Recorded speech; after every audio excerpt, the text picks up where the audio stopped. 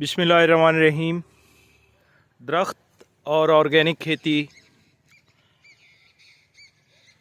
आज जो चीज़ आपको दिखाना चाह रहे हैं, मुझे कई दोस्तों ने सवाल किया है कि क्या हम G1 गार्लिक किन्नू के बाग में लगा सकते हैं या नहीं लगा सकते।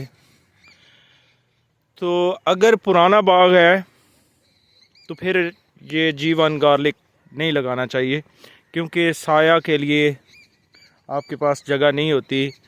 और ये जो सामने पौधे नज़र आ रहे हैं, ये दूसरा साल है फल का। पहले साल बहुत थोड़ा लगा था, इस दफ़ा माशाल्लाह फल अच्छा लगा है। और जो चीज़ हम दिखाना चाह रहे हैं कि ये दरमियान में शुमालन जनूबन बेड बने हुए हैं।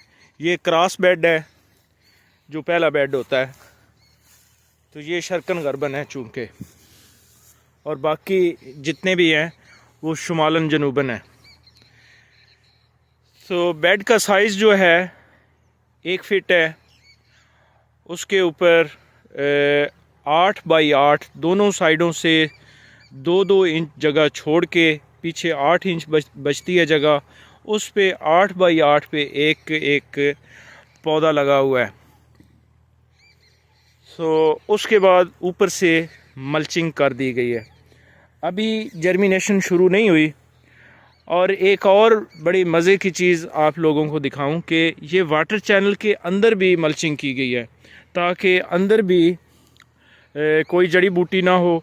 अब सवाल यहाँ पे ये आता है कि क्या वाटर चैनल के अंदर मल्चिंग है तो पानी आगे चलेगा? जब पानी लगाएंगे तो क्या पानी चलेगा?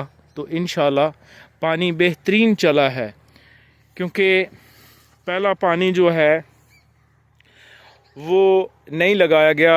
ये इसलिए कि यहाँ पे रौनी की गई थी और वत्तर में G1 गार्लिक लगा दिया गया। उसके बाद फिर मल्चिंग की गई।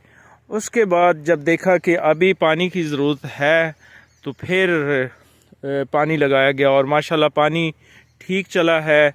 रेंज दरमियान तक पहुंचा है, चूँकि ये छोटे बेड हैं।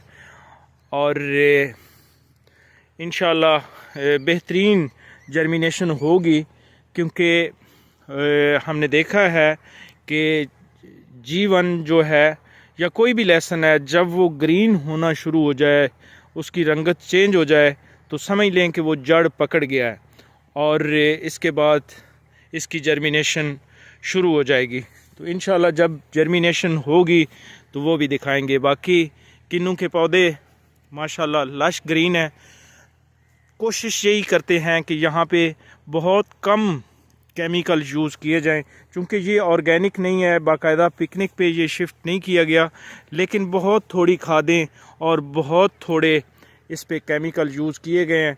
इसमें वेस्ट डिकम्पोज़र और बैक्टीरिया कल्चर जो है वो ज़्यादा इस्तेमाल किया जाता है। और माशाल्लाह ये बेहतरीन आपके सामने पौधे की रंगत देखें तो फल भी माशाल्लाह दूसरे साल में ये अभी फल है, तो यानी बिल्कुल जवान पौधे हैं। कुछ पौधे जो स्ट्रेस में आए हैं तो इंशाल्लाह अगले साल वो भी ठीक हो जाएंगे। आपका बहुत शुक्रिया, दुआओं में याद रखिएगा। फ़ी अमान अल्लाह।